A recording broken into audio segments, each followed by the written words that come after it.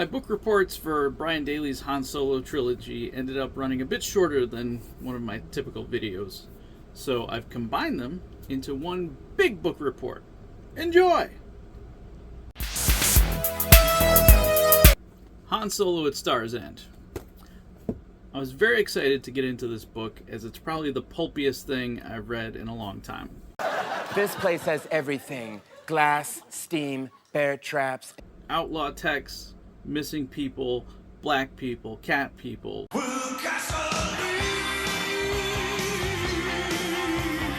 The introduction of the Z-95 headhunter, lizard people, fat people, droids named after testicles with a tiny droid inside their chest, torture chambers, gladiator droids, smugglers, of course, with Han Solo and Chewbacca chief among them. And just when you think the fun is over, knock, knock, who's there? It's Black George Washington. The book is briskly paced, moving from one action set piece to the next, but never forgetting to provide enough plot and characterization to feel invested in the story. Han and Chewie are well characterized here. Chewie doesn't have a ton to do, especially after he's kidnapped and disappears from the story for much of the second half, which is not a spoiler. It's right here on the inside cover. The kidnapping of Chewbacca. Aside from some dialogue that doesn't quite land, Han is pretty much as we remember him from the films, though he already seems to have that smuggler with a heart of gold quality fully formed. I know based on subsequent films and Legends canon that these books were supposed to take place before the original film, but having been released in 1979, I can easily see these stories taking place in a universe where Harrison Ford doesn't come back to do Empire Strikes Back, and Han and Chewie leave the rebellion behind to go make some cash off in the corporate sector.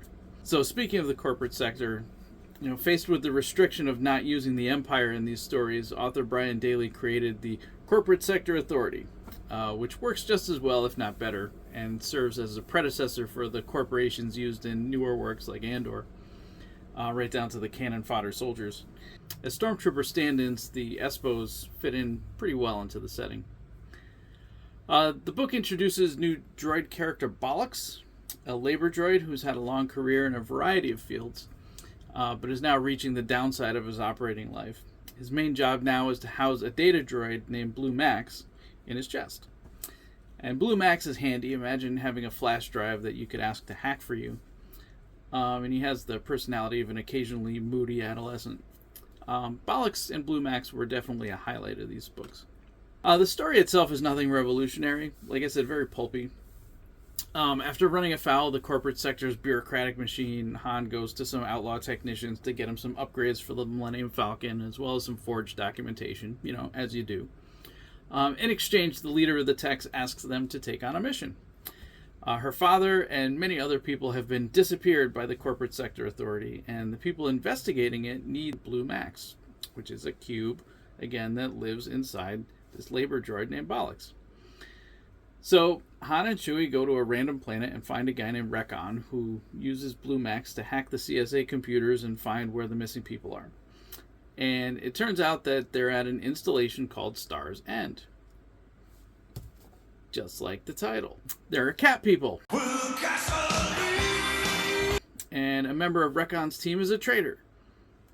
Chewie gets captured so they can escape. Once the traitors dealt with and they find the base, the group has to impersonate a band of entertainers to gain entry into the Star's End facility.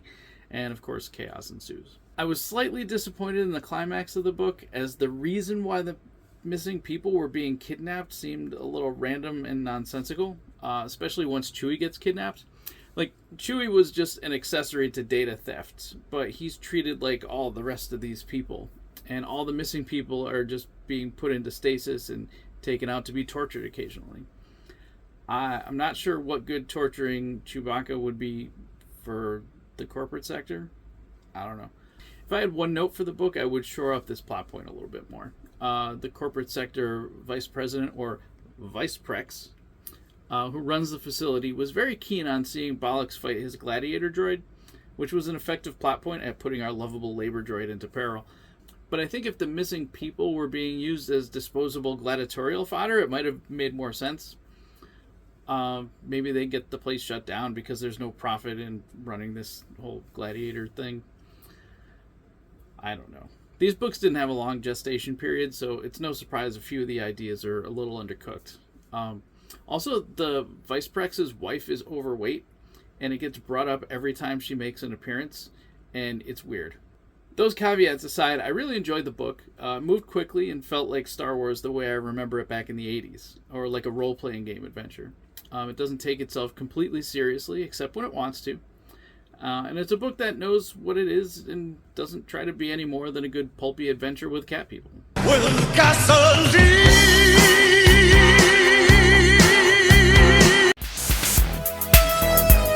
Han Solo's Revenge is kind of a false title, as our favorite smuggler captain spends the length of the book chasing after 10,000 credits owed to him when a job goes wrong. So he's not really looking for revenge specifically, just his money. But really, we need to begin at the beginning, where through a convoluted series of events, Han has accidentally started a new religion for some alien bugs by showing them a travel documentary.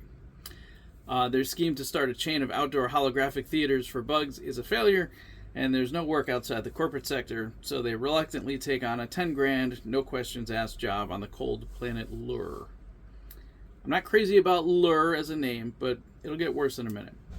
So they go to Lur, and they quickly find out that the job involves transporting slaves, which of course is a hard no for our heroes, even without getting into the idea that Wookiees were used as slaves, which had at this point yet to reach canon. Oh, hi, Max. The main slaver's name is Larb, which really bugs me because it's pretty far off from a Star Wars type of name in this era.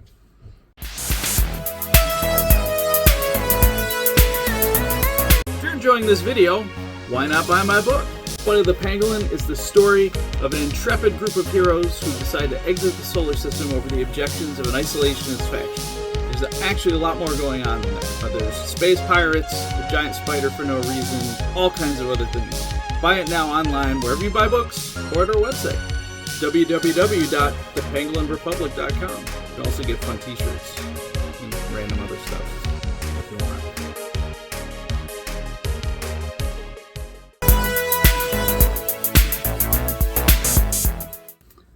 Names got goofier as the films went on, but Zlarb just screams generic sci-fi to me.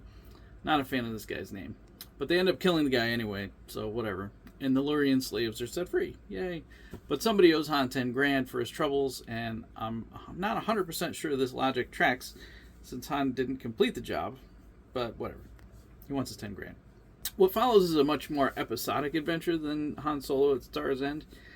It's almost like a noir story in that Han and Chewie are pulled into this investigation into a slavery ring in the corporate sector, and it takes them to a variety of unexpected places. Once again, Han and Chewie are recognizable as themselves here, though I still think Han's dialogue isn't quite where it needs to be. Han and Chewie are separated for long stretches of the book, and Brian Daley does a great job of maintaining interest when Chewie's by himself or with other characters. A few other books I've read seem not to know what to do with Chewie on his own, since he doesn't have real dialogue, but he's dealt with really well here. The book introduces a sort of love interest for Han, or at least an equal, in Fiola, and an ambitious investigator with the corporate sector authority.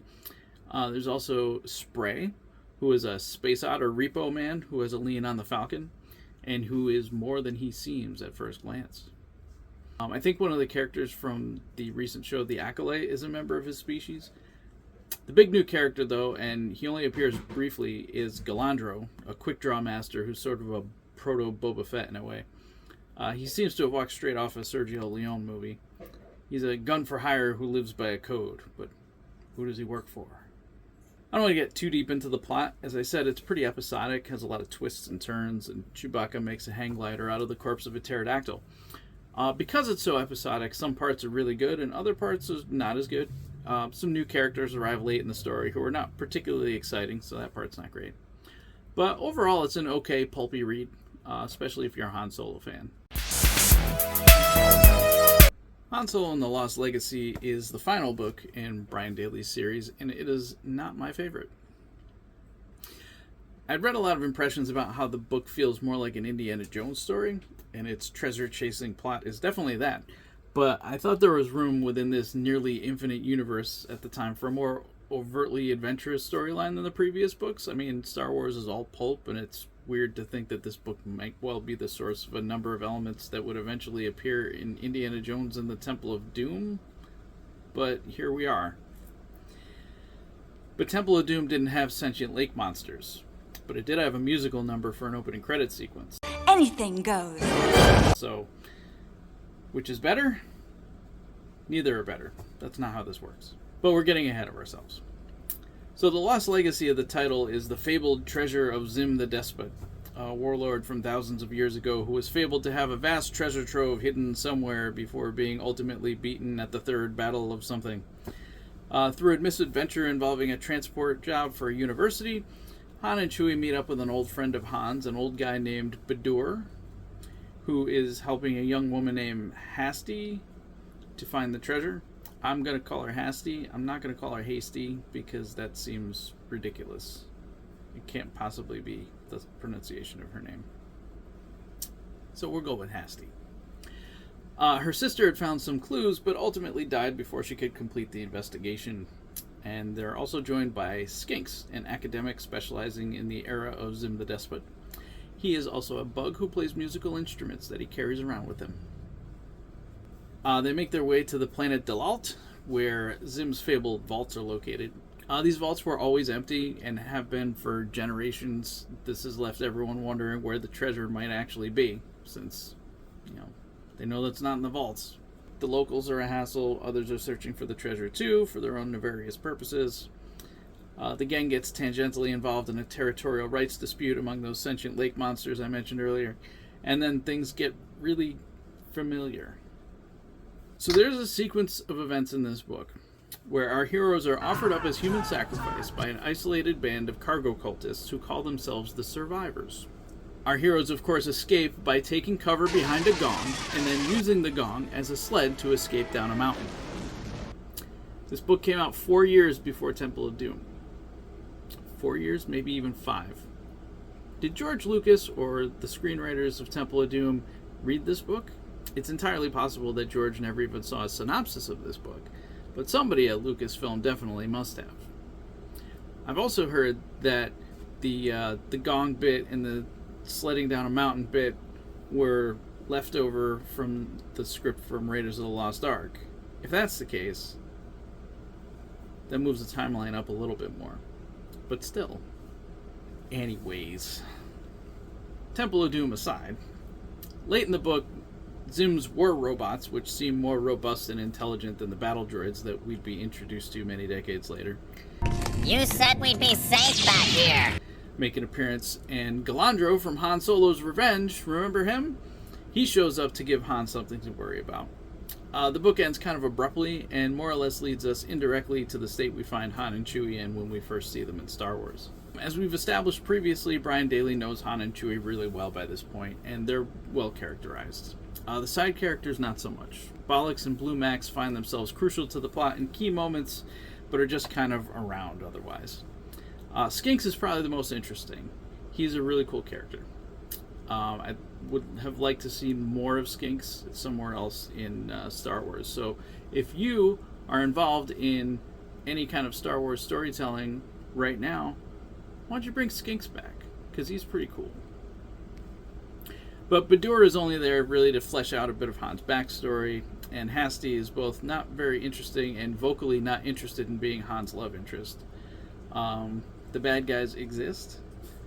Galandro's probably the most interesting person here outside of Skinks, being a rogue, not unlike Han or Lando. But he's also just a little bit off, so you never quite know if you should trust him or not. You may notice that I haven't mentioned the Millennium Falcon yet, because it's sidelined for much of the book since they're planet-side. It's one of the things I feel makes the book a little less like a Han Solo adventure, and like a repurposed something else. Han Solo's Revenge was very episodic, but Lost Legacy seemed like wall-to-wall action with very few breaks in between, and it all just kind of blurs together.